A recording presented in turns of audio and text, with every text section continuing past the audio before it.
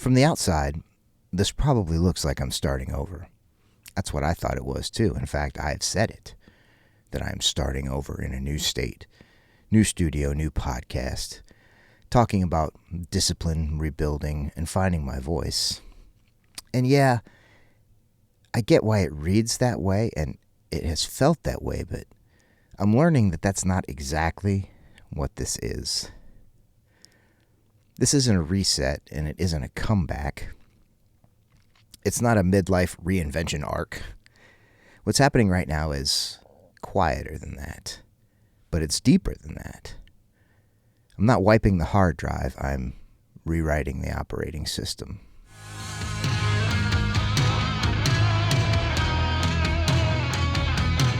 There's kind of a mythos to starting over.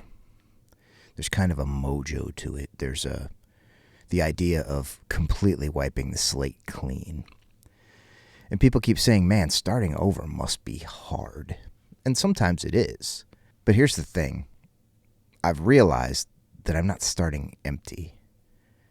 I didn't arrive here without any skills. I didn't lose everything that I've learned along the road. I didn't forget how to work. What I lost was my system, my connections, my method of operation. And in the process of rebuilding, I'm allowing myself to reevaluate every step of it. My old methods had too many priorities, too many half systems, too much effort leaking out the side, too many cogs that didn't quite mesh together. In my 20s, chaos felt creative. In my 30s, it felt productive. And now it just feels expensive. Energy, time, confidence, money. So instead of asking, how do I rebuild this? How do I make again what I had before? I started asking something else. How do I take these pieces and build them into something cohesive, efficient, repeatable, and legitimate? NAMM hit me in a way that I didn't really expect. Not because people were cold, and not because I just didn't belong in the room, but because I started to see what separates people who last from people who just survive on momentum. Everyone there was running something underneath the surface. No hype, not raw talent, infrastructure. Every conversation had boundaries, every opportunity had terms, every relationship had shape. Nobody was freelancing their identity. Nobody was winging it. People had a plan. They had a software running underneath the user interface. And I really started thinking about this firmware concept. Talent without structure is brittle. Passion without discipline burns hot and fast. And hope without systems turns into self-blame. I've done that cycle enough times to recognize it now.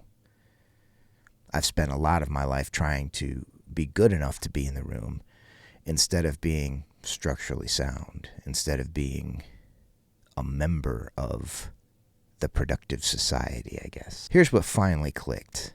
The parts of my life that are working right now are reinforcing each other. When my health is better, my focus is better. When my focus improves, practice stops being scattered. When practice is consistent, the content sharpens. And when the content sharpens, opportunities feel less random. None of this survives on motivation. It survives on structure. It survives on an internal operating system. So I'm not treating music, fitness, and content like competing priorities. And I'm not competing with anybody else. I'm starting to treat them like a closed loop. Pull one thread, everything tightens. That's why this feels different. Not louder, not faster, more inevitable. This isn't inspiration anymore, it's architecture. Here's the unsexy truth. Systems don't get applause. They don't go viral. They don't comment back. You only notice them when they're missing. Anybody can have a good week. Anyone can feel inspired after a big trip. Anyone can post when the algorithm shines upon you. But can you show up on a random Tuesday with no feedback and no payoff?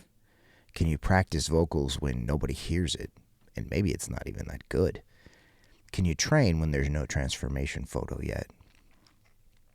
Can you create when the metrics are quiet? That's the difference. Not intensity, reliability. Everybody loves the 80-yard touchdown pass.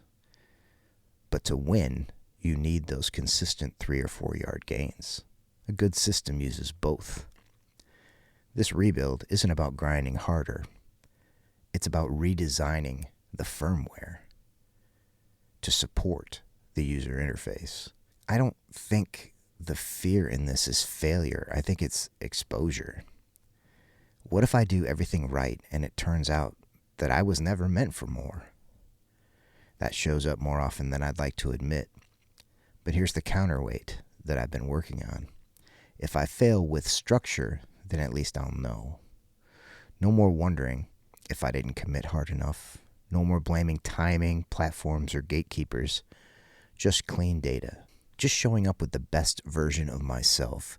Not slapped together to meet the criteria for one particular event, but having done the work and been consistent and feeling prepared. Not feeling performative, but feeling authentic.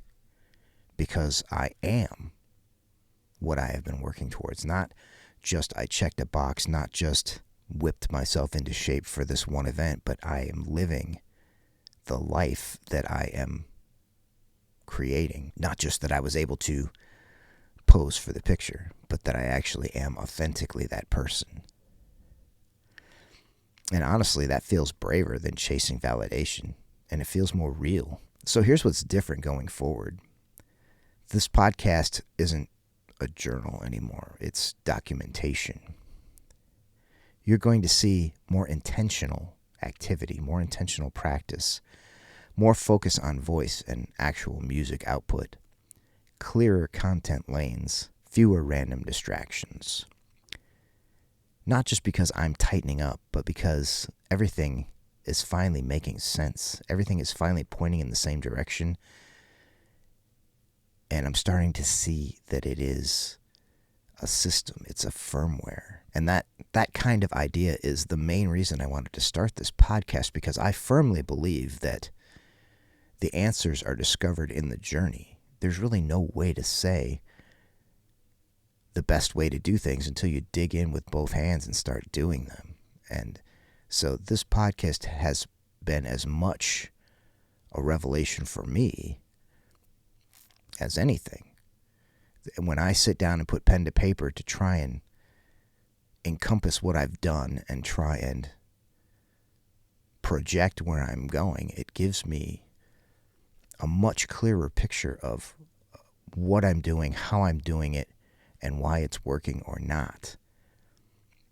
Much like in episode 2, when I realized that this was more about me finding my voice than it was about starting over. Now I realize what I'm really focused on is building this in such a way that it is 100% authentic, so that when I sit down across the table from anyone, I don't feel like I am pretending to deserve to be there. If you're listening to this and you feel behind or invisible, like you missed your window, maybe you don't need a new dream. Maybe you just need a better system. Next episode, I want to talk about discipline. Not the grind culture version, the quiet, adult kind that actually works. If this resonated with you, share it with somebody who's rebuilding too. And if you're walking this road with me, stick around. The structure is coming into place. The rest is execution.